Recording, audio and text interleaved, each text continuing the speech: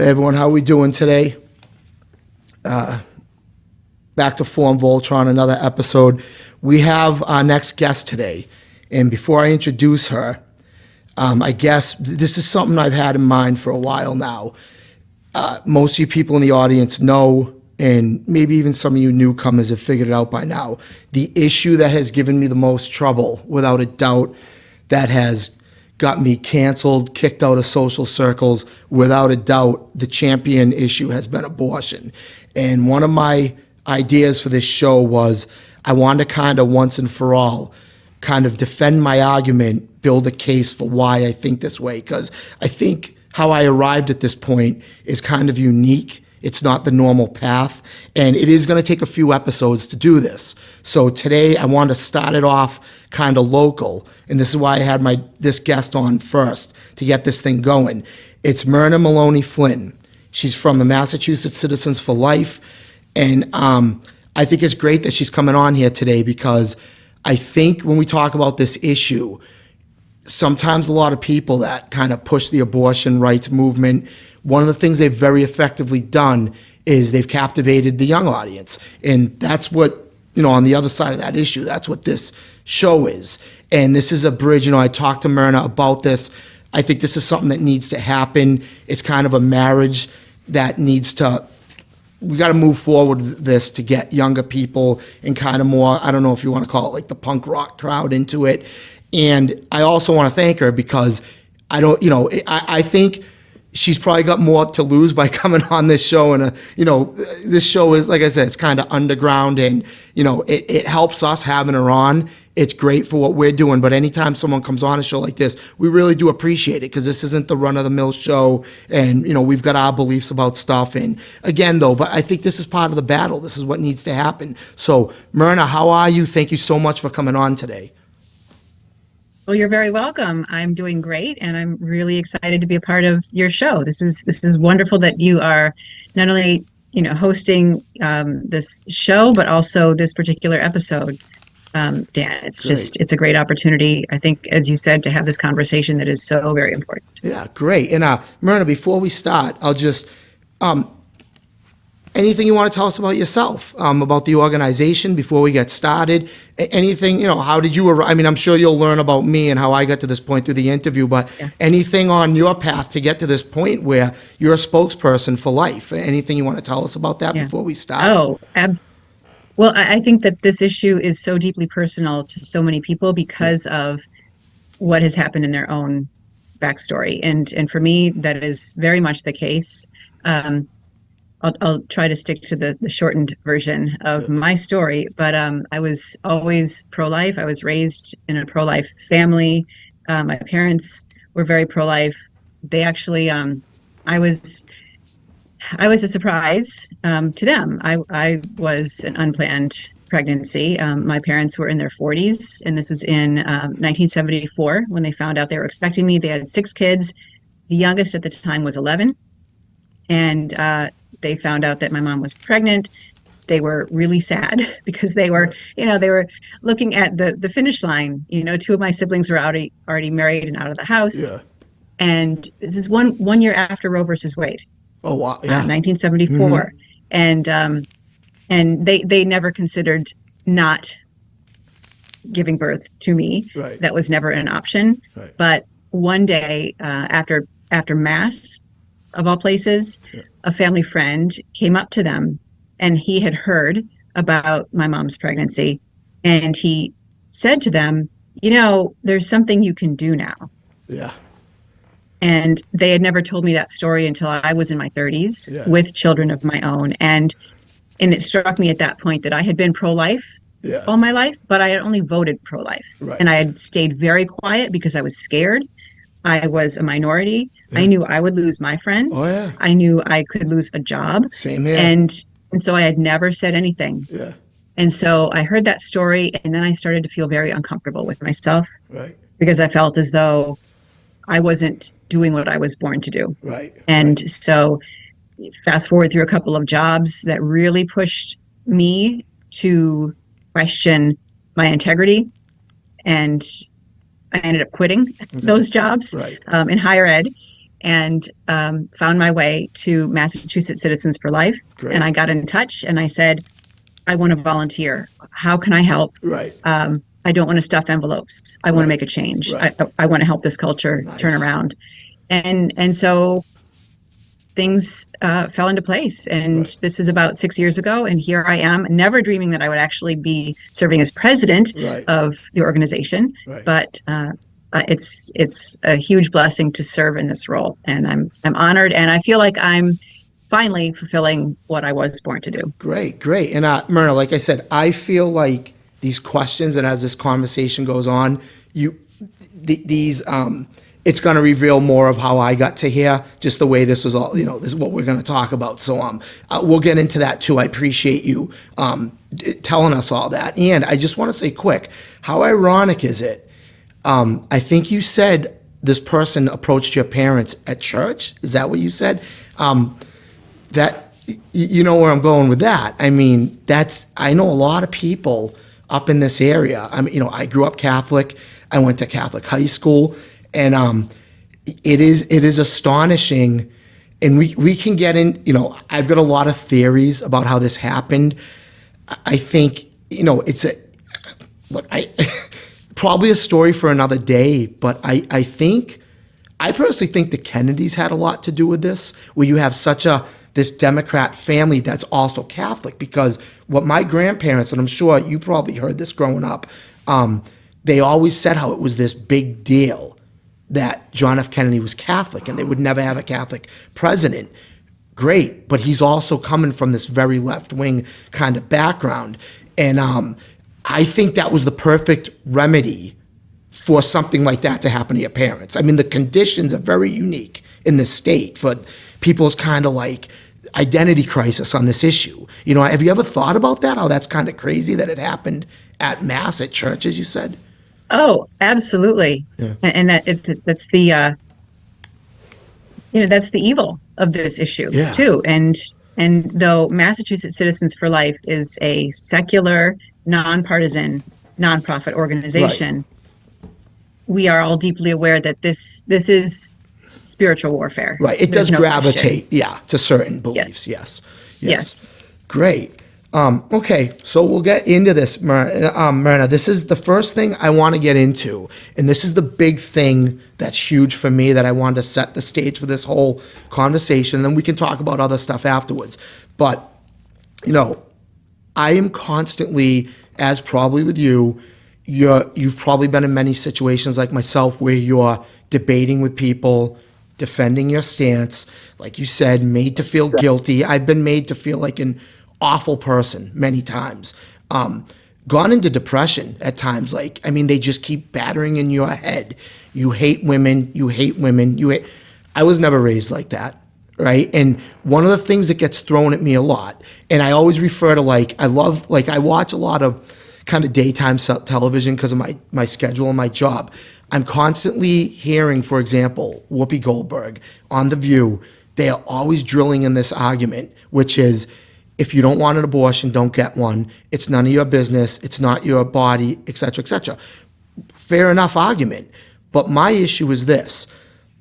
Anytime an abortion clinic gets any type of federal funding, that's taxpayer money. So what's happening is the pro-life religious person or whatever, they're being told you can't have an opinion, but then they're being forced to participate in this activity. So in Massachusetts, to me, Massachusetts is it's very accommodating to the abortion industry. It's a very abortion-friendly state. I've known many, many, many women, because believe it or not, I've never screamed at anybody or, tried to force my will on anyone. I've had many people that have come to me that have been in this abortion situation, and I do what I can to help them. But it seems to me, from what I've seen over the years, and you can help elaborate on this, I feel in this state, if you don't have money for an abortion or you don't know where to turn, we've got a government that heavily backs this activity, and they will help you. They will find a place where you can get one. I've heard girls make comments about certain insurance plans will help you if you need one. I just wanted to first get out there. Have you seen, from your observations, state-funded abortion?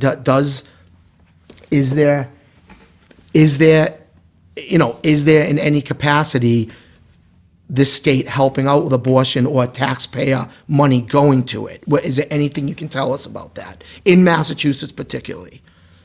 Yes. So sadly, our income tax here in Massachusetts does fund abortion via Medicaid. And so every time you see one of your pay stubs and you see that state income tax taken out, you can be certain that those dollars that you have earned will fund abortions, have funded abortions, will continue to fund abortions. Right. That's the sad reality of this state. And like you said, it's very ingrained. It's very central to the Democratic platform. Yeah. Sadly, it's pretty central now to any Republican who hopes to stay in office in this state. I mean, there's a small handful of Republicans who are pro-life. Yeah. And there used to be in this state, decades ago, many pro-life Democrats.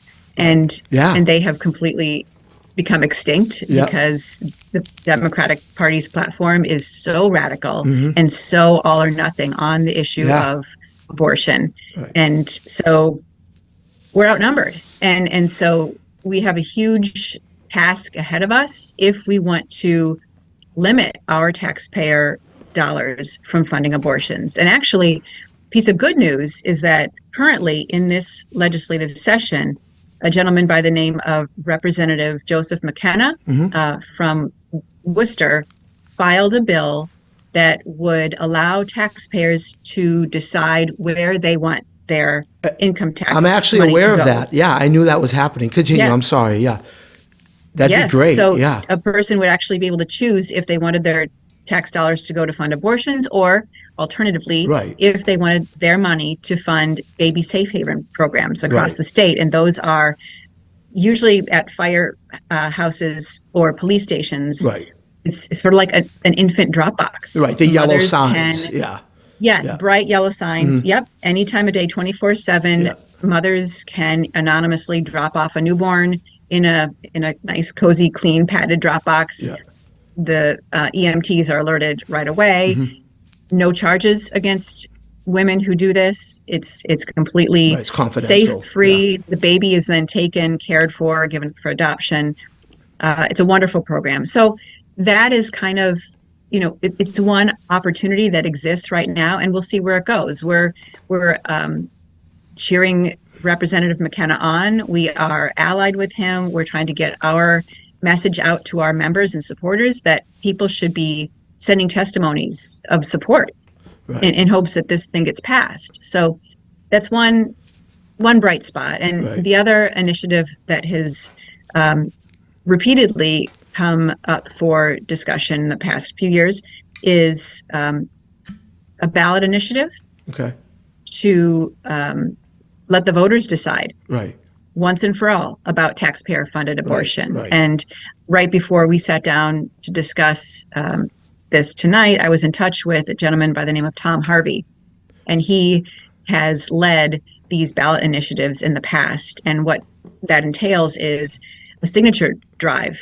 petition across the state to obtain a certain number of signatures in order to get this issue on the ballot. And it so far has not yet passed, but he said he's thinking about it, perhaps the year after next, trying it again. And so that would again be, it would enable voters to decide if they wanted their money to go to abortion. And actually, nationwide, the majority of people don't want taxpayer money to go toward abortion. And as long as the Hyde Amendment is still in effect, our federal tax dollars do not go to fund abortions. Here's one thing I want to add to that, Myrna, and this is another kind of part of my argument. So again, just to reiterate, because it's thrown at me all the time, and I say, listen, if you're going to use the money of a person that's against this or uncomfortable with it, if you're really about choice, then you have to consider that person's opinion as well. This whole thing with, if you don't want one, don't get one, it's not your business. Well, that money's not coming out of thin air. It requires people to go to work and then that money be taken out of there.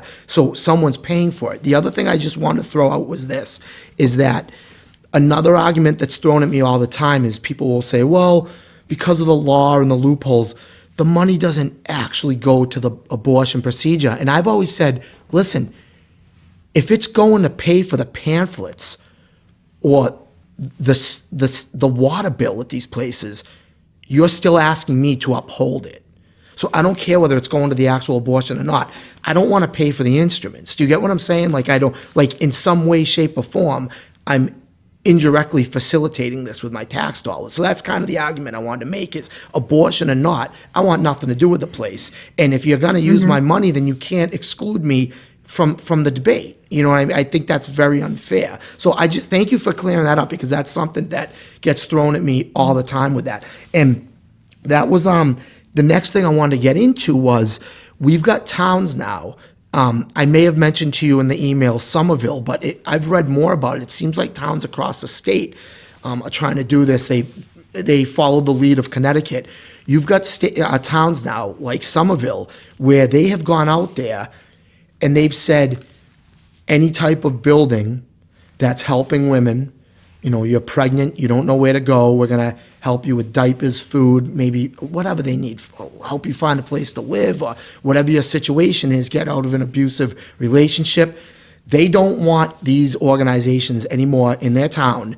And it's simply because, I mean, they say it's because they're giving misinformation, but I'd say it's because they find out they're against abortion. And there's just this anger and hatred towards anyone who's against the abortion, to the point where, you know, you hear all the time, there's another one I hear, people who are against abortion, they want to stop it, but then they don't want to help the baby after it's born. Well, these organizations are doing that, and now towns like Somerville are saying, you're not welcome here. You know, do you have any thoughts on that? Because I find that very, very disturbing that these people are trying to help. I mean, this is the height of, you know, you hear, I'm not, what do they say? I'm not pro-abortion. I'm just pro-choice. Well, it sounds like you are pro-abortion when you're trying to shut those places down. Do you have any thoughts on that? This is happening across Massachusetts right now. Oh, yes. So the buildings that you're talking about are pregnancy resource centers. And these are nonprofit organizations. We have about 30 in our state. They outnumber abortion clinics 3-1 at this point, which is another piece of good news. Something you wouldn't think, in Massachusetts. Yeah, cool. Yes, but they're proliferating because they do nothing other than give women support in what is likely the darkest time of their life. Right. They help women with pregnancy tests, so a woman can confirm if she's pregnant. If she's pregnant, some of the facilities offer ultrasound exams. They offer STD testing. They offer counseling. They do not offer abortion, but they will say that up front. And now, and that's their crime. Websites, yeah, they very clearly state we do not refer or provide abortions. But what they do help women with is discernment in terms of other options, parenting, adoption. And then if a woman decides against abortion, then, as you said, pregnancy resource centers exist to offer her support in whatever way they can, whether it's job training, interview skills, continuing education, or baby supplies and parenting classes and prenatal care and making sure a woman gets appropriate health care, all for free. They don't charge any money. They are privately funded. They receive no tax dollars, of course. I wouldn't expect them to. These are completely donor-supported institutions across the state. And again, they exist solely to help women in a crisis. And this is choice. Yeah. They are offering the choice that pro-abortion supporters have asked for 50 years, demanded. Yeah. And yet they are being attacked. They are being slandered. And from our elected officials, Elizabeth Warren and now Governor Maura Healey, notoriously after the Dobbs decision 2 summers ago, those two leaders were so egregiously against pregnancy resource centers and went on the attack. Yeah. What ended up happening is these centers were vandalized, their staff were threatened, women were scared to even go into these places. So all of these lies started to proliferate across the state. And it's a tragedy, because where is a woman supposed to go if she really Right. needs to talk things out? Where is a woman supposed to go if she's scared, Yeah. if she's broke, if she's in an abusive relationship? Planned Parenthood or other abortion clinics will not counsel a woman out of abortion Right. because they are a business. Yeah, it's an They are industry. concerned about their bottom line. Yep. And that is why abortion clinics and abortion rights supporters do not like pregnancy resource centers, because pregnancy resource centers take business away. Right. Right. And Mara, I And guess that is the really sick but right. truthful answer. I So just called we're you. at Mass Citizens for Life. We're helping Yeah. to promote pregnancy resource centers because the public doesn't know what they do. And if the public has heard of them, they've now been confused by people like Senator Warren Right. and Maura Healey. So we're trying to set the record straight so that people know the good that pregnancy resource centers do, where they're at, how they can help, and just the truth. Yeah. You know, women have been told lies Yeah. for 50 years. And it's time for those lies to stop, and it's time Yeah. for women to be respected Yeah. and treated better. And pregnancy resource centers are a big part of that. And Myrna, this you remind me of a lot because this next question kind of again, where I said kind of my past will kind of come out in some of Yes. these questions. So now, like you, I've always been against abortion, but like most people, I mean, in this state, you got to learn all angles of the argument. I'm always about learning the opposition and trying to understand where people are coming from. So, I would listen to the arguments against mine. That's fine. But what happened with me was, in my personal thing, what happened was, and it leads into this next question, I felt like the further back in time you go, it starts with, okay, abortion's wrong, but then there's this like one little exception. Then you see Bill Clinton and Barack Obama saying, oh, it should be rare and it's a horrible thing, but we kind of got to have it. And we'd stop there, and it's like, okay, it's kind of at bay. But then that storyline would just keep getting worse and worse to the next part is, next thing you know, you can have an abortion anytime during the pregnancy. People are making jokes about it. I mean, you must have heard there are people online, I've seen college kids laughing about this stuff, right? So it's like, whatever happened to you guys, your whole stance was, this was a horrible thing. And now it's something you make light of. It's like tying your shoe. You brought up Maura Healey. I don't know if you noticed this or not, but when she was telling UMass to stock up on the abortion pills, you Yes. notice, you go back 10 years, no, it's not an abortion pill. That's not what it is. Now, shoot to 10 years later, 10, 15 years, they're calling it an abortion pill, and they're not even appalled. Do you see the change and the shift? And, the Empire State Building in New York City, the whole narrative is, oh, well, we have to have abortion for these certain situations. These tragic, they'll pick this extreme story and like make it account for all abortions. And I'm sitting here saying, you're painting this picture that you think abortion is horrible. I'm not really pro-abortion. I just want the choice and the right to be there. But then you light the Empire State Building pink, which is telling me you're celebrating this now and kind of mocking people that are uncomfortable with this and don't like it. Have you noticed that shift and that hypocrisy where it's no longer just about choice? It seems like this is being pushed as the solution, especially onto young girls. Have you seen that shift in your own observations? Yes. Yeah. Yeah. It's very difficult to realize what's going on in our culture and what has happened in a, as you said, a relatively short period of time. Yeah. So in the state of Massachusetts, abortion is legal through all 9 months of pregnancy. If a baby survives an abortion, there doesn't need to be medical equipment in the room to attempt to save the life of that baby. Yeah. So in effect, infanticide is legal in the state of Massachusetts.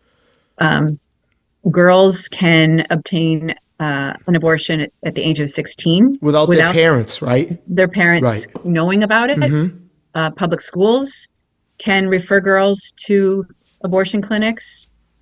Health classes in our public schools are teaching boys and girls about abortion, how to find abortion clinics, and of course, not presenting any other option Contraception is a huge part of our, sex ed curriculum Right. these days. So it starts at a very young age. And I think the sort of celebratory nature that you mentioned is something that the other side has deemed effective in making abortion okay and taking what used to be seen as sort of a tragic, shameful, last resort sort of Yeah. option into something that is Yeah. everyday Right. and like tying your shoe, and it's Yes. like getting a tooth pulled. It's not a big deal Right. because that makes it so much easier for a girl, a woman, whomever to just do it and to not feel any remorse Yep. or any hesitation about going to have an abortion Yeah. or even having those pills in her home, having them delivered through the mail. So Yeah. they're coming up with any way they possibly can to sell abortions Yeah. and make it as lighthearted as possible. And with social media, I think we've seen it Yeah. elevate Yeah. even more because it's such a mob mentality. Yeah. And so even to fight the culture is becoming more difficult because, as you said, you get shot down so fast Yes. Yeah. for even attempting the truth. Right. And the truth isn't even truth. It's Right. distorted. Right. And Yeah. it is so To the point where I subjective. sound crazy. They turn around and make me sound like I'm nuts or there's something wrong Yeah. with me for taking the stance that I Yes. take. Yes. Yeah. Yeah. Yeah. No, it is. It's tragic. Right. Myrna, another thing I want to ask you too is that, I talked about, I didn't actually say it, but I said these extreme situations. There's an entire culture now online that wasn't there before, which by the way, I do think there is in my lifetime, now more than ever, there is a pro-life movement that, I mean, we can get depressed and sad, but there is a really potent movement now where people like us can go and find out there are other pro-life people there, and they've got great websites and videos and stuff. And part of this movement, there's a whole genre now, whole category of people that are out there saying, well, what about me? My mother was raped and she decided to keep me. And that, what did my life not matter? And I know this is difficult for people to talk about, but I think at the very least that needs to be out there, that there are those people that were the result of a rape, and you can't deny that. I mean, that's where it just gets so tricky, and it gets tough, I think, for pro-choice people, abortion rights people, to kind of, because now it's like, I've seen the poster before.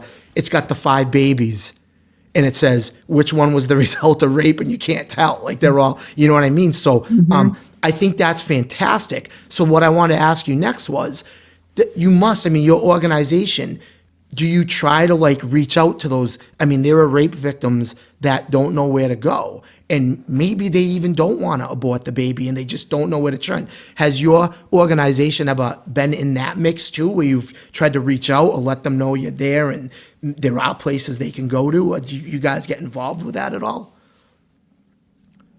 Well, what Massachusetts Citizens for Life does, I mean, Yeah. we have two components of our mission. One is legislation and one is education. Yeah. So anything sort of dealing with the very, very difficult topic of conception after a rape Yeah. falls under our education Okay. function. And what we try to do is discuss the issue in such a way that it makes people think. Yeah. And what I mean by that is the other side, well, anyone, Yeah. most people want an exception for rape, incest, or life of the mother. Right. And ultimately, we want to see all abortions abolished. Yeah. That's the end goal. Yeah. Abortion needs to be wiped from our culture. Yeah. We have a long way to go. Mm-hmm. But what we would say about the very tragic issue of rape is we would acknowledge first how tragic it is, how violent it is, how an individual who is completely innocent had her dignity violated. She will carry this scar for the rest of her life, physical, emotional, there may be other repercussions that she will have to live with. And then we would ask why it's good to add another Right. act of violence. Right. Why is it wise to put that woman through another traumatic experience Right. that she will carry for the rest of her life, physically, emotionally, Right. spiritually? It could compound the And problem. Yeah. absolutely, absolutely. When she needs love, Right. she needs support, she needs compassion. So to put another act of violence on to the first, it just isn't the right way. It's not the best way. We can do better as a society. And meanwhile, the innocent child did nothing. He or she should not have to pay the price because of what Right. father Right. did unjustly. Right. That is an innocent human being. And that actually hasn't come up in our conversation yet. Yeah. You know, at the core of this issue is the right to life. Yeah. And my body, my choice, okay, except for the fact that an unborn child is not the mother's body. From the moment of conception, that person is unique, unrepeatable, and is deserving of We all protection started by that our way. government. Yeah. And that's the legislation part of what Mass Citizens for Life does, is we try to enact legislation that will protect unborn life. And Myrna, I want to pause again to just remind everybody, there is this, I mean, you're talking about love and compassion, and that's where I'm coming from. And I can't tell you how many times, I'm sure you've been through this too. Again, I'm just made to feel that like I'm this hateful, nasty person, almost to the point, you know, Myrna, I've been in situations where it's been borderline implied that, you know, I think rape is funny, or like I would rape somebody, all because of this belief I have. And I just think that's part of like, it's just unfair, and it's part of like the verbal attack, the ad hominem attacks, whatever you want to call it. And I just want to pause again to remind everybody, we're not coming from a place of anger or judgment. There's a problem here, and the solution that has just been drilled in people's heads it's out of control. It's to the point, like you said, it's like tying your shoe now. You know what I mean? We think almost nothing of this. That was another thing I want to bring up too, which I've always found, this is another, you know, great lead into this next question. You talked about life and being unique at the moment of conception. Another thing that kind of like I always ponder, you've got people that will say, you know, we'll throw out, I'm just going to make up a number.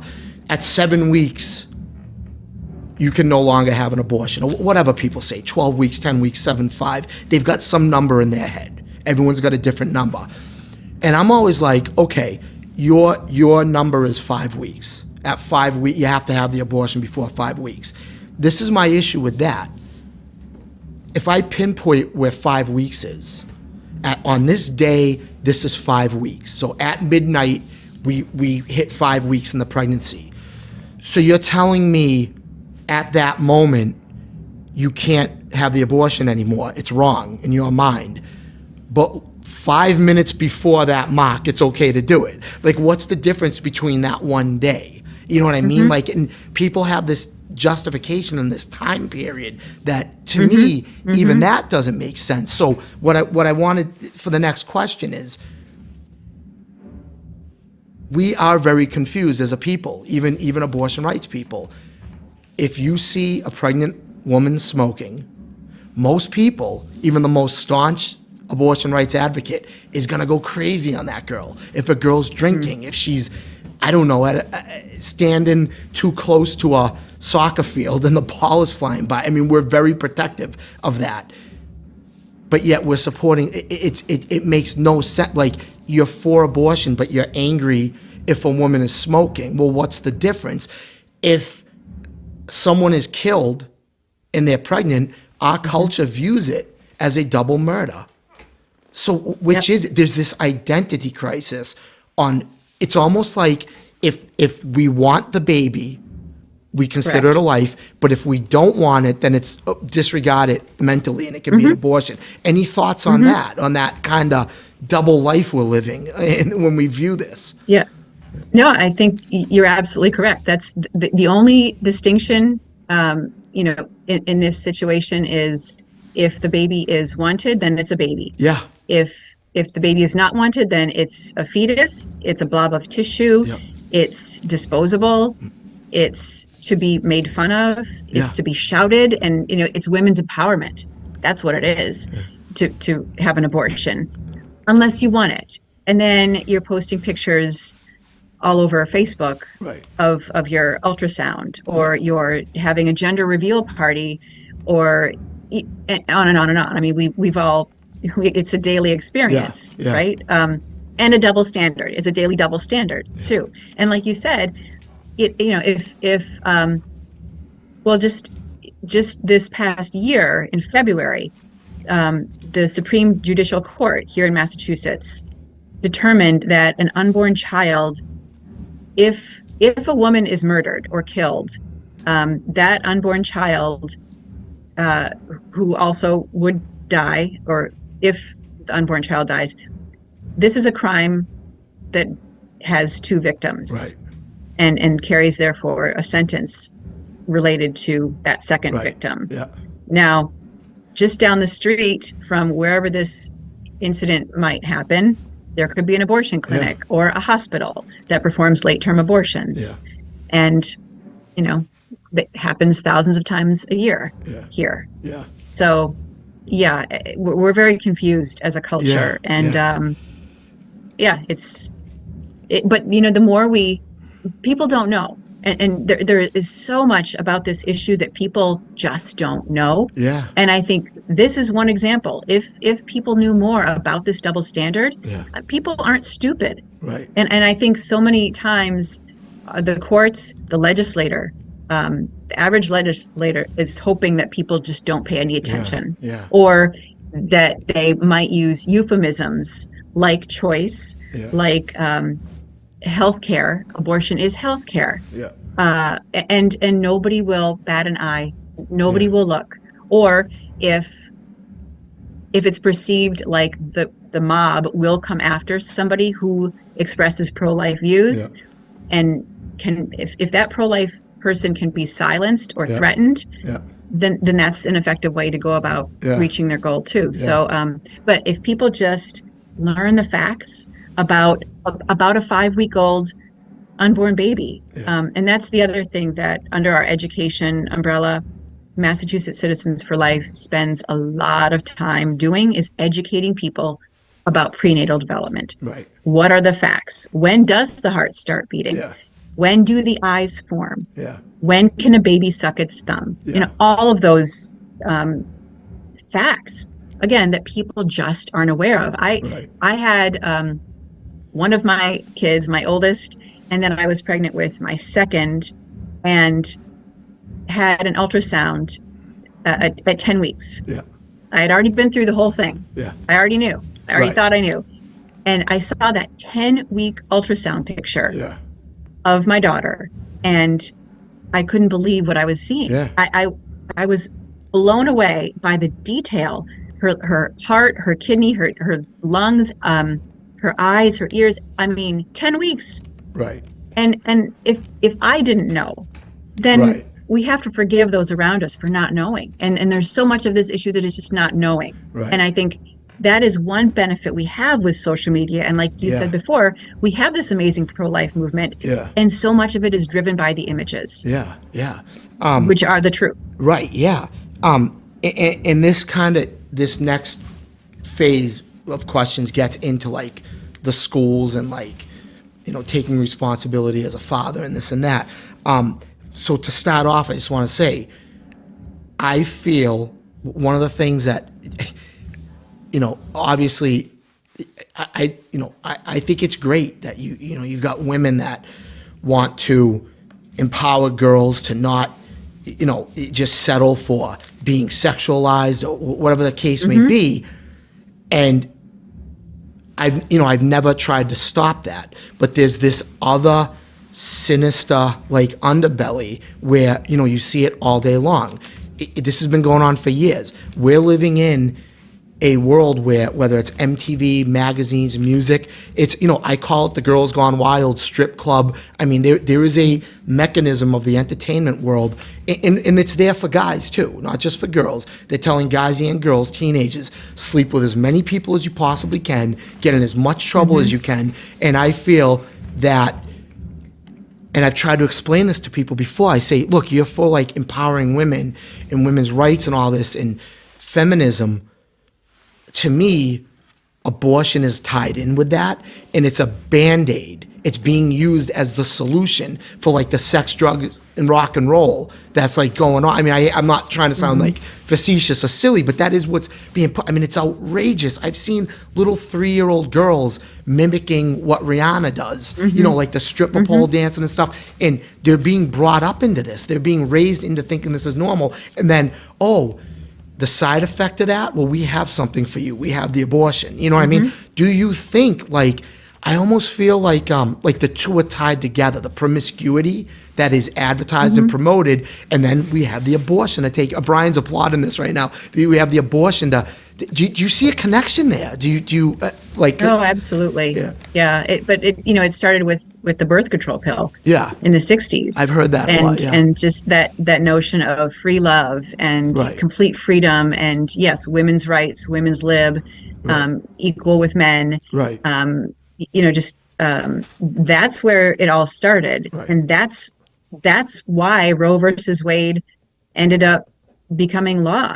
Right. Because everything in the 60s led up to the demand that women needed to be equal with men, that babies would take a woman's freedom away, her ability to succeed, her ability to have a career.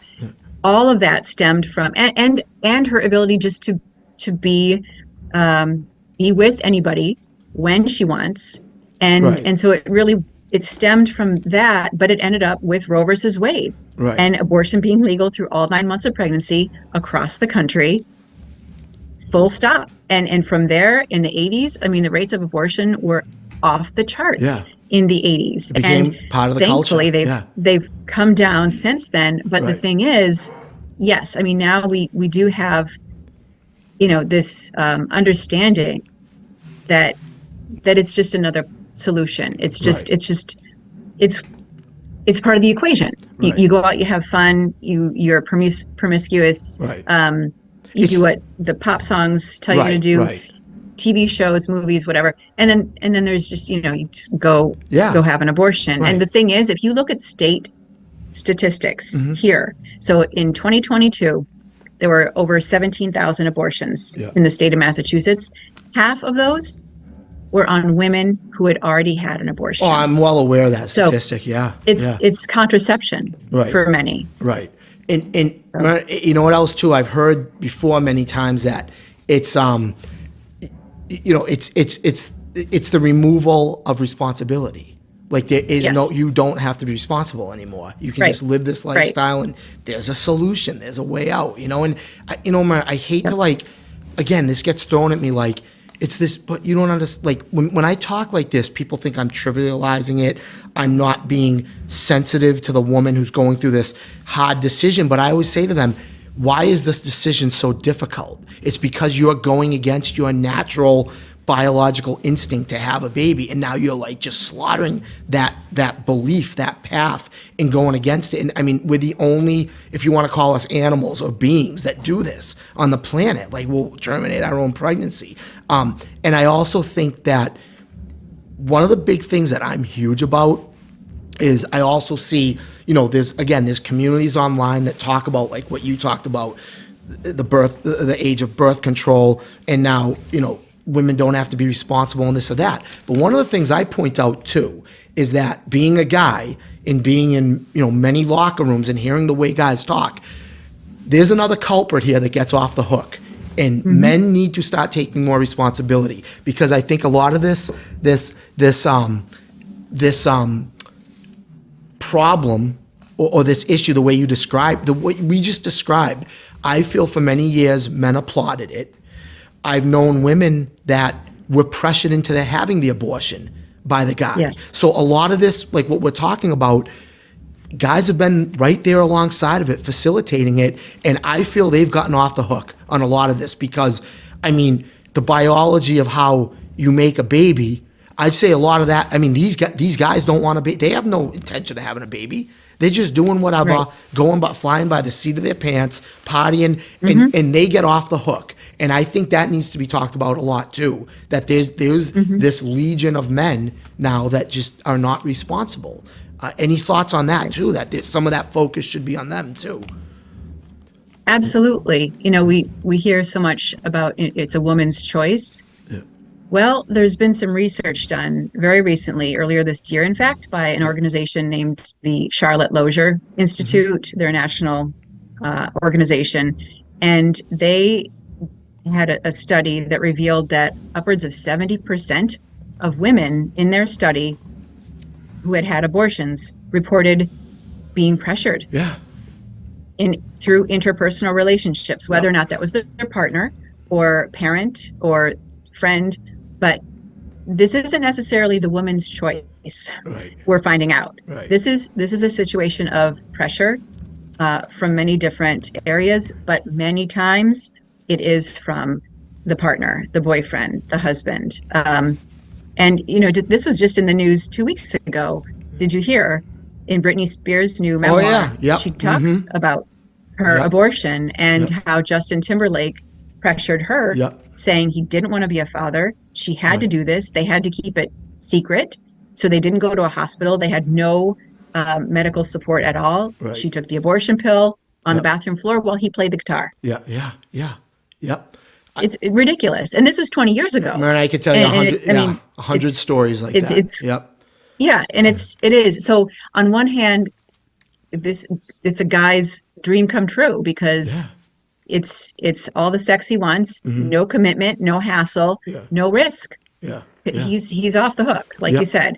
On the other side, we know there are men who are devastated because they have no rights to their unborn child, and they beg their girlfriends not to have abortions if they're in a crisis pregnancy, and they have no say. Yes, you were right. And they listen. There've been 64 million abortions since 1973. I remember when it was only 55. I've been following the numbers. Yeah, it's risen. Yeah. So I didn't mean to interrupt you. Well, we have to just be conscious of the fact that we are walking around a lot of men who are grieving, who have nowhere to turn, and women too. Women who were told lies, and yet they're told that they should be shouting and celebrating. Right. Shout your abortion. This is just its own side issue of all this. Is how do these people obtain the care and support and forgiveness and healing that they need? I mean, and I've known people who are going through this, and I wouldn't wish it on my worst enemy. Right. I mean, so yeah, there are men who need to start speaking up. All men need to start speaking up, but the other side has conditioned men that this is not their issue. Right. And Myrna, that they have no say unless they're going to speak in favor of abortion. Right. But men have bought that pack of lies too, and it is lie, and men need to stand up and be strong, and supportive and brave. Yeah. Regardless of how they're going to be treated by the culture. And if they did that, I'd probably be out of a job because the culture would be a lot different. Yeah. But it's time. And Myrna, you kind of actually already answered my next question, but I'll say it anyway. You kind of already said it. So I'll just tell you this, more about me. I mean, being a guy who's against abortion, not an easy stance to take. I mean, I can speak for all guys that it's it can be scary. I've had nasty things said about me. Again, none of them true.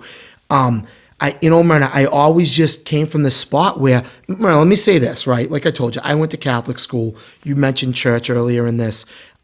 First of all, my views did not come from religion at all.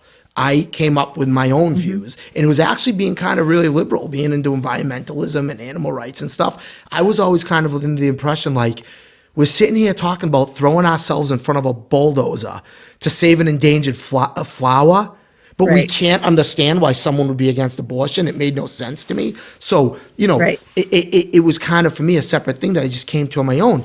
But if you want to get into the religious thing, I was never once, I felt that being Catholic, especially where, the Virgin Mary is held in such high regard, I can tell you that we were never judging women or treating them as property. It was never, ever taught to me at school or at church. It was always about, this is this really cool thing that happens when two people get together. You have a baby and you look, we were taught to defend that girl with your life if you got her pregnant, or your wife or whatever it is. And it was just so crazy how it got twisted so fast into oh, nobody told you, you're actually oppressing that woman. And Myrna, I'll be honest with you, despite what I've done in life and my views and having this show, Myrna, I'll tell you, there've been some very dark days where I sat alone questioning this. I had a period for almost a year where I did nothing abortion related because I was just so sad and hurt and defeated. And I started believing this. I started saying to myself, look at all this damage I've caused these girls. You know what I mean? And so I guess what I'm asking you is, you already kind of said it, but just want to let you know, those guys do need some words of encouragement because it is not easy I can't tell you, this is bringing up a lot of memories. It's just, that's a dark, lonely path you have to take. I'm not trying to discourage anybody, but man, you have to have your skin's got to be iron if you're going to take this step. I've found out the hard way. I'm glad, and I encourage more men to join, but they need to know, look, you do have to be brave. This is not going to be easy. Yeah. And I'm glad you said all of that. Anything else, words of encouragement you could say for guys that are just afraid to speak up? What would you say to a guy like that?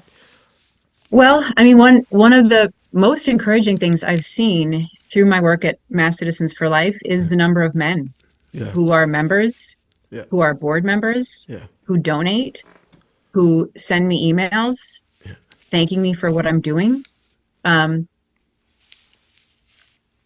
again, this is such a personal issue that that they have been impacted at some point in their life by abortion. Right. And they're trying to do what they can to help. And a lot of them are flying under the radar.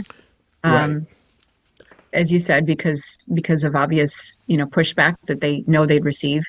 Yeah. But the thing is, once one of them speaks up at our events, it's a domino effect. it is so refreshing, and it's just like any of us who speak up. You're not alone. Yeah. And it's so amazing to hear somebody else has gone through what you've been through. Yeah. And that is the truth for men in this issue. And it is scary. Yeah. But it's worse to not say anything. Yeah. Yeah. It's worse to look away. And that's how the Holocaust happened. Right. Because good people looked the other way. Yeah. So this is such a similar issue. If we would just look this issue straight in the eye, and find the truth and find the courage. And when I finally started to get involved in this issue, I was terrified of speaking out. I wrote an op-ed and it was published, and I didn't leave the house because I was so scared. I was going to be attacked, or my car was going to, tires are going to be slashed. Right. And nothing happened. Right. And then I thought, I've seen that side of it too. Sometimes you're more scared than you need to be. Yeah. Yeah. Well, you take that first step. If if these guys can have the courage to do one thing, one thing, they will see, first of all, they're going to feel a lot of relief and joy because it's the right thing to do. Right. And anytime you do the right thing, you want to keep doing the right thing. Right. And it builds confidence, and it's going to inspire somebody else. Right. So it really is. You can vote pro-life, but you have to do more. If we're going to do anything on this issue, if we're going to change how the young people are being conditioned, we have to speak up because they're looking to us. Right. Myrna, you just did it again. You helped me. You're making this so easy. I was just going to bring up, I want to go back to the public schools again for 1 second. One issue I have is this. I feel like there is similarities between Republicans and Democrats where I can listen to either side and it's these sound bites. And I'm always like, listen, if you're going to be pro-life because you want to be pro-life, not because your family, whatever your stance is. You need to figure out your own. You got to sort through this on your own, which I did. And I've noticed that when you talk about the schools, immediately they'll start talking about homosexuality is taught in the schools, transgenderism. And my thing with that is, okay, let's say you solve that. You don't want it in your schools. It's eradicated, whatever the issue is. What I'm trying to tell people is it's not just transgender and gay issues. They're teaching, like you said, the kids about abortion. Myrna, here's a quick fun, again, another story about me.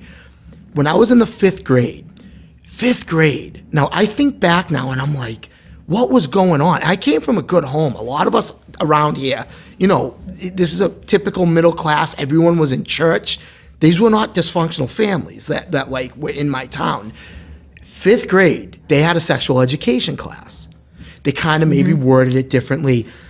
And I think back, you had to get a permission slip. There is no way,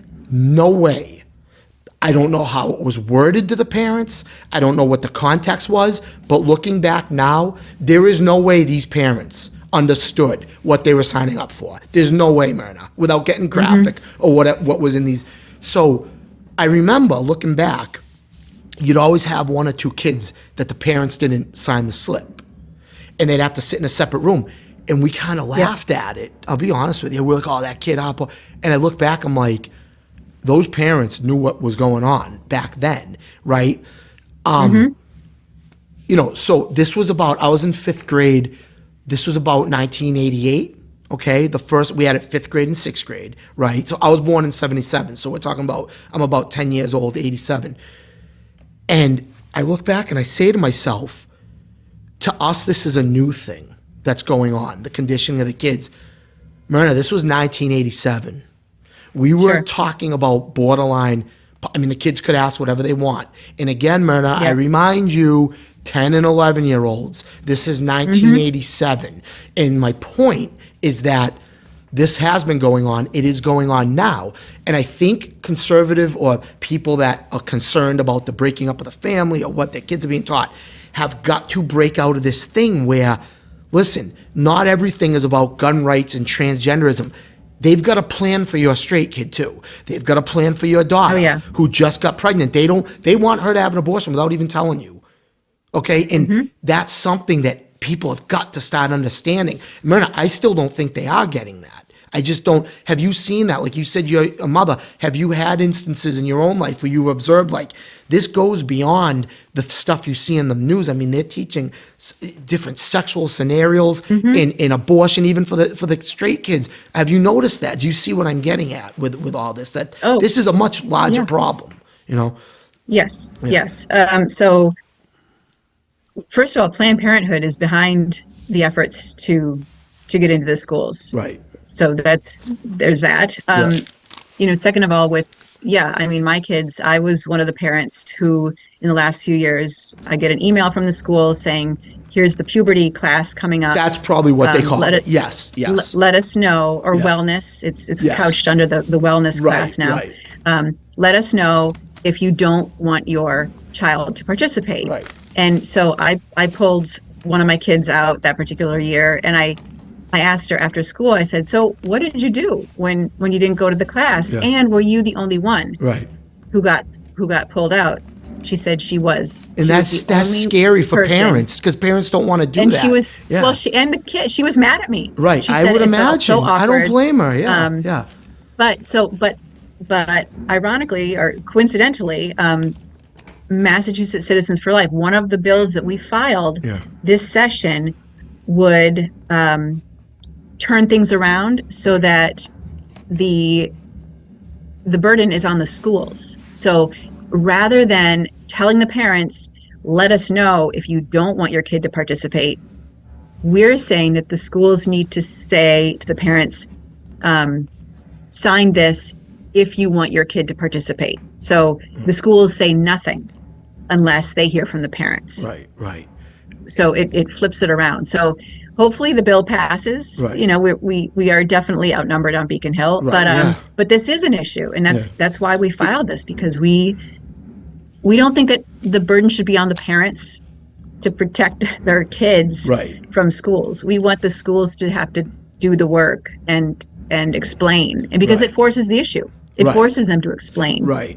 in greater detail what exactly Right. the parents are signing. What Right. are you signing up for? Well, Right. tell me. And so that's what we're hoping passes. But Myrna, a quick story that I'd love to share with you. You just reminded me of this now. On our last episode, my buddy Nick, who was here with us, years ago, again, I'm probably going back 9 years or so, he had this idea that he was trying to set like an event up at his high school that he had graduated from, and he wanted people to see, he wanted me to speak at it and this and that. And the school was like, nah, we're all set. I know why it was. I mean, usually I will find that it's because of the abortion thing. Like, people will tell me, hey, I like all the stuff you're saying, but the abortion thing, I just can't get past it. So the school was uncomfortable with this thing he was putting together and having me talk. Fine, whatever, right? But what I found so ironic, after we went and talked, I think it was the principal, and she's like, yeah, I just can't do this. I can't have you showing the kids this stuff. Okay, fine. As we're leaving, there's this collage art all over the hallways. The kids had just done, you know, when you cut the pictures out of the magazine and paste them on Yeah. Right. And I'm looking at all this, and it's Kesha, it's Katy Perry, it's pole dancing, it's 10-year-old girls, you know, in lingerie, you name it, Myrna, use your imagination, right?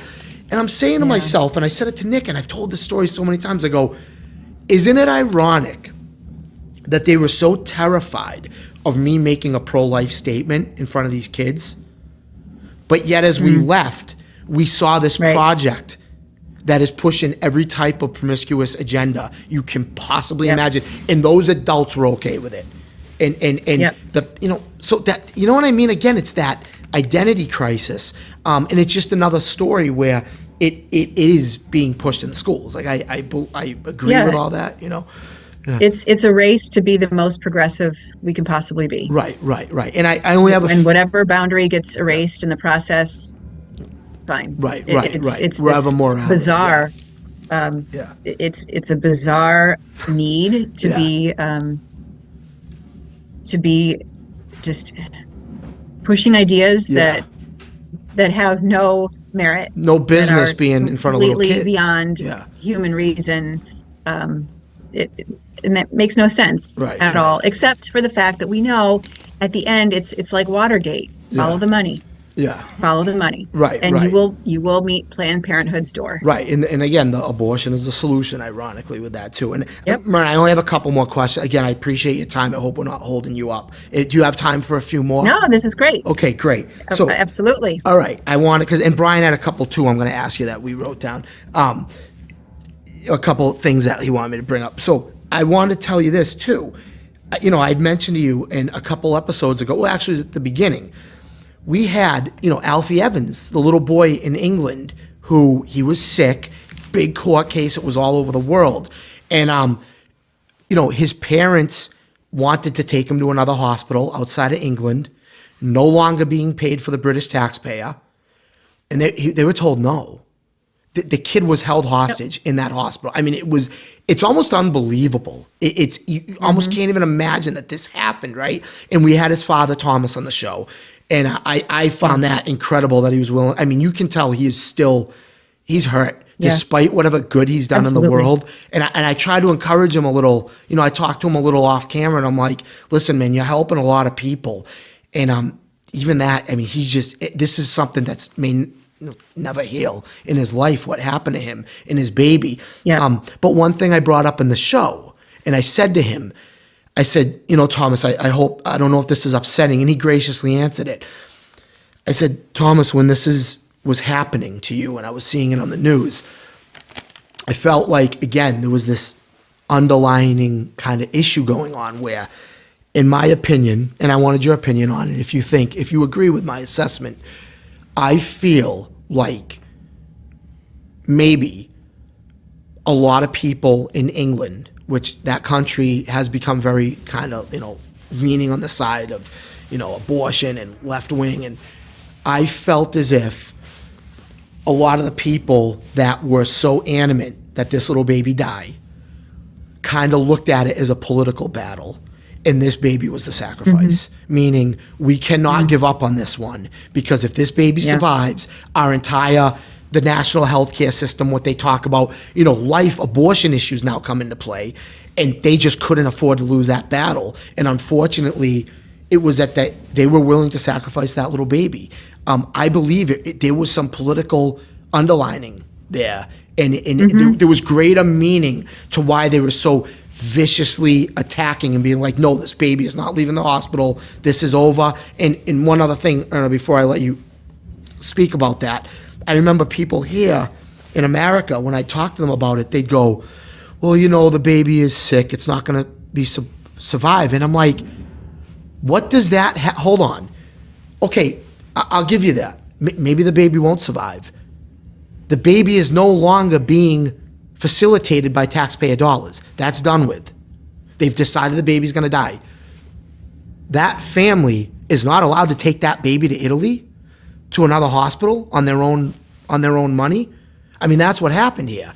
And I can't believe how sick people have become that so again, I feel like they're answering from a place of politics. Would you agree with that? That was maybe a little bit of a political battle that took place over that issue? I think so. I think it also speaks to the larger issue of just the value of life. Yeah.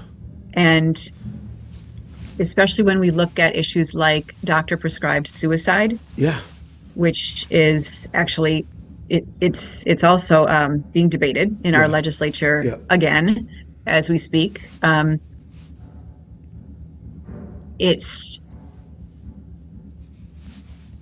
People don't look at human beings anymore as worthy of protection in all circumstances. Right. Unless a person is perfectly healthy, without any disabilities, with no terminal diagnosis, young enough, not taking up resources, valuable hospital space, then that person is worthy of life. Yeah. Anywhere outside that, too much of a burden, too expensive, gonna die anyway. Yeah. Why not just rush things along? Right. I mean, really, that's the mindset that has pervaded culture around the world. Canada just has euthanized thousands of people in the last year because of their doctor-prescribed suicide law, and it's disgusting. But it's in the Alfie Evans case too. It just speaks to a broader issue of the value of life and what used to be something that was so cut and dried, honorable, worthy of protection at all costs, and a joy to have a baby, joy, and letting a person have their life from the natural beginning to the natural end. I mean, that's no longer what our society feels is appropriate. They don't endorse it, or nobody cares about a natural, loving death. Right. We had an event last month, and part of this too is the medical profession. Right. Was this the one with Ben Carson? Yes. Yeah, I saw that. Yes. That's pretty impressive having him speak. It was a good party. It was a lot of fun. Wow. Okay. But we had a couple of young parents speak briefly about their experiences. And one couple, their baby was about 20 weeks, unborn baby. She was diagnosed with a brain issue. And this couple was saying, the number of times we were offered an abortion was sickening. Yeah. But they stood their ground. And this is an example of a man who stood up and said no. Right. They said no repeatedly. The baby was born. She had a surgery to correct what was going on, and she's fine. Yeah. Another couple had a diagnosis when their unborn little girl, I think maybe about 12 weeks, she was diagnosed with a congenital heart defect. Yeah. And again, abortion was presented to them numerous times. Right. They refused every single time. The little girl was born. She was taken to Boston Children's Hospital. She lived for 3 months, never left the hospital. Her parents knew that that was going to be the outcome, Right. but they stayed with her Yeah. through her entire life, her Yeah. entire 3-month life Right. at the hospital. Right. And she died peacefully in their arms. Yeah. And so I think, we have to look at death as, in some situations, inevitable and so, so, so sad. Yeah. But if given the choice of holding your child Yeah. in your arms Yeah.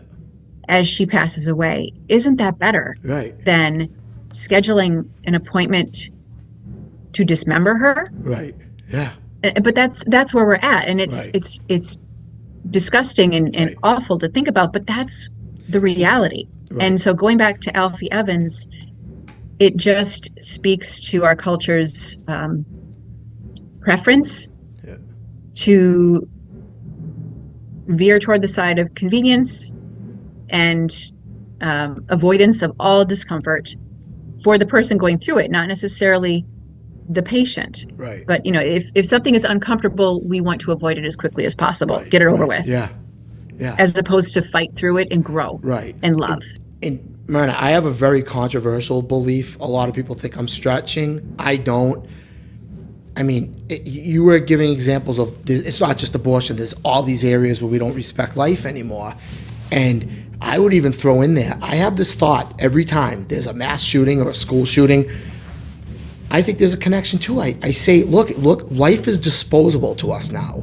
You've got a culture where the beginning of life, I mean, they look at abortion like it's nothing.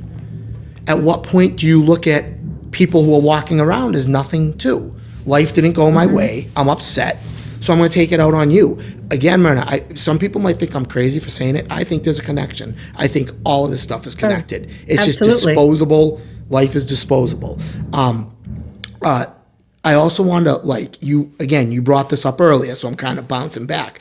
I just want to say also my opinion that, yes, we know that maybe someone who's pro-choice, and I also, it's a funny thing I got to tell you, I can't stand the terms pro-life, pro-choice. I try to find it, because I think even that becomes a cliche, and it pigeonholes, because the choice is twisted around that.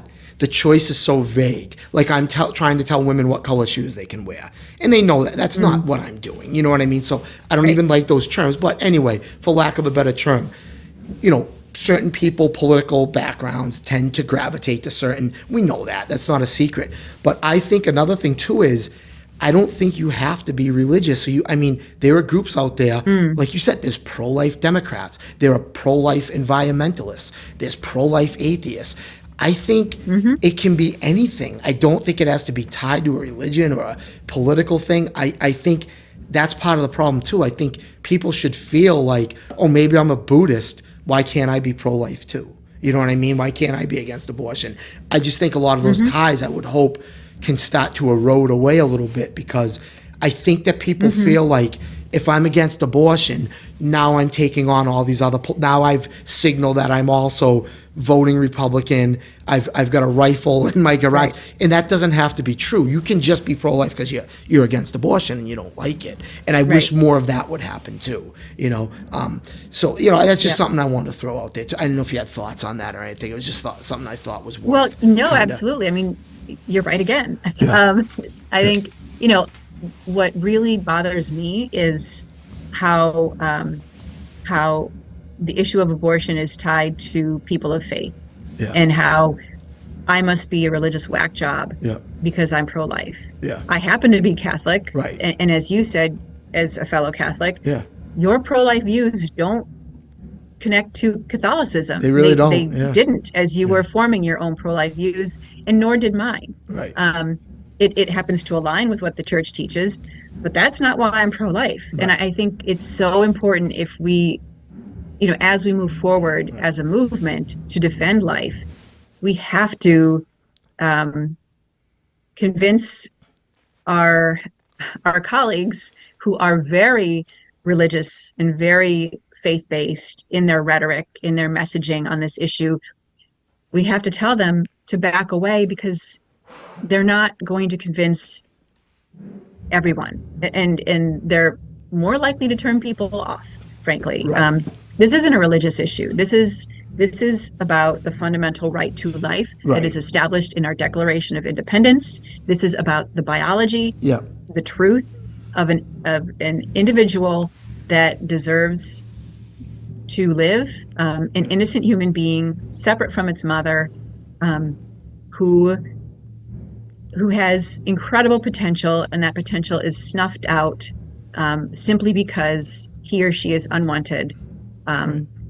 It's not a matter of size or value. It's a matter of a life, Right. and it has nothing to do with religion. Right. So I think if I could change one thing about our movement, that's probably what it would be. Right. Is that we stick to the issue of science and our democracy, and our citizens deserve protection by our government, and these are the very youngest, most innocent citizens that we have. Right, great. And Myrna, me and Brian are passing some notes here, just a few more things, and I am trying to wrap it up. Brian just actually reminded me of a story that happened to me. Again, going back, I don't know, 10, 12 years ago, I was in New York City, and I had a table set up that had all different political stuff, but there was some pro-life stuff. And this girl who was probably like 15 was interested, and she was looking through the stuff. And I just remember how these older college girls like just swarmed around her and pulled her away. It was like they had rehearsed it. And they were so afraid of her seeing anything that was against abortion. Like they just, don't listen to him, don't talk to him. And then they proceeded to educate me on why I didn't. And later that night, this girl got up and spoke. And she had talked about, I've told this story before, and Brian's used this analogy. She said, an abortion's nothing. It was like getting a tooth pulled. And I'm just like, that's where we're at, getting a tooth pulled, And then this other kid who was clearly high out of his mind. He's reading this, like, a manual from a communist. It was a page out of a communist book that I forget who the author was. I knew at the time. And just adamant, like, it is not a life until it's born. It's not a life till it's outside of the mother. It doesn't matter. I mean, these people were just vicious. But, just the fact that it's a tooth being pulled, and they didn't want this girl to have anything. Just didn't want to see anything that was pro-life. They had to kind of shield her. And it was a shame because this girl wanted to maybe hear another opinion, and they just weren't. Who knows what happened to that girl, with being surrounded by these people. But the other thing too is, Brian, the medically prescribed abortions. What are you referring to? Like, did you want to ask that question just so I don't mess this up? Brian had a question. I got kind of covered talking about. You think it got covered? Yeah, okay. Canada. And the other thing, Myrna, I'll kind of end with this because it's in. If you don't want to discuss this, you don't have to. I'm kind of throwing a curveball here. But it is an elephant in the room, and it's part of all of this. The beginning of Planned Parenthood, Margaret Sanger, the eugenics. I mean, this has become a huge focal point of our argument now. The roots of it, the targeting minorities. This is, I would encourage people to look into this because it is the foundation of a lot of Margaret Sanger's beliefs and writings and calling people human weeds. Before we wrap up, I mean, do you care to comment on any of that or anything about that, the beginnings of Planned Parenthood or what their goals were when they first started out under the guise of helping women? Anything you would want to say about that or things you want people to know about it? Well, I think, it's interesting because first when Planned Parenthood, Margaret Sanger was definitely, she was very much into eugenics. Yeah. She was into population control and controlling the right kinds of populations, making sure that there weren't too many of one kind of person. Planned Parenthood, which she founded, interestingly, was against abortion. I mean, you can look back in archives. Actually, Smith College in Northampton has the Margaret Sanger collection of writings, and they have old brochures there from Planned Parenthood in the 1950s. Right. And Planned Parenthood at that time was more about birth control. Right. And a woman's right to not be a mother unless she was ready to be a mother. Right.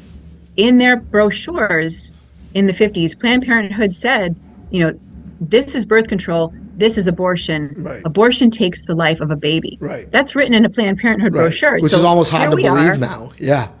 Oh, it's complete. Yes. So Yeah. they've totally lost their way. Right. And so yeah. So now they're the biggest provider of abortions Right. in the country. And if you look to see where they are located, they're in urban Oh, yeah. centers. Yeah. And it's that there's a reason Yeah. Yeah. for that, Exploiting, because that's where they know that women will be in crisis and they will need abortions. Yeah. And so that's part of their business model, and it's worked Right. for them. And yeah, it's part of the puzzle that we need to take apart piece by piece. Right. Yeah.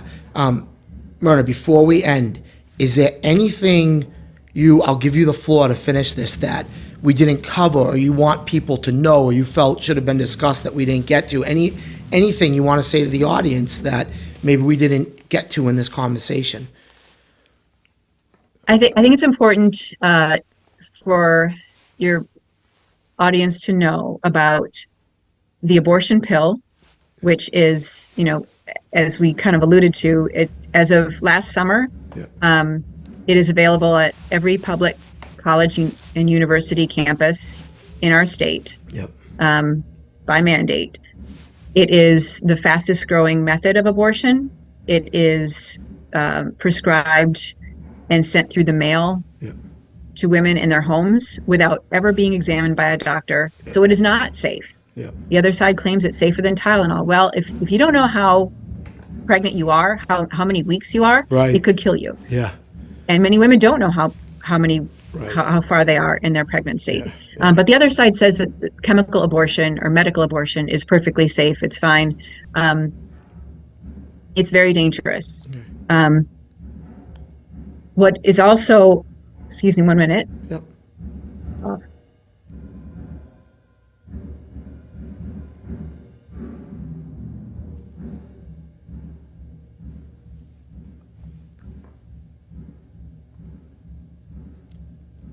Excuse me. Take your time. No problem. It's okay. It's almost Yeah. It's almost as though somebody doesn't want me to say this. Yeah. Yeah. Maybe. So there's the abortion pill, Yeah. but what is also now available is something called abortion pill reversal. Right. Okay. So if a woman takes the first abortion pill, Yeah. it's called mifepristone.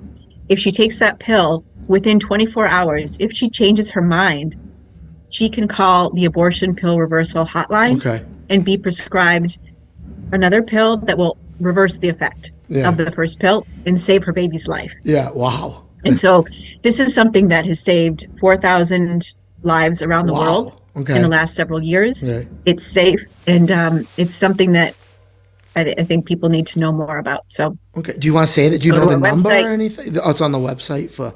Yeah. yeah, In that too, Myrna. Like I've really become like in my own world, doing my own thing. I would like to get out to more stuff, and don't be surprised if down the road you see me at an event. Tell people about, again, Massachusetts Citizens for Life, any events or your website or anything in case they are interested in looking into you Yeah. guys. Any you want to advertise a little bit and let people know in case they are curious about it? yes, absolutely. So our website is masscitizensforlife.org, or you can just go to maprolife.org. Okay. And we need volunteers, we need supporters. We have tons of resources for the laws in our state. We have information about upcoming events, about pamphlets that we are giving out to young people across the state that talks about the science Okay. of prenatal development.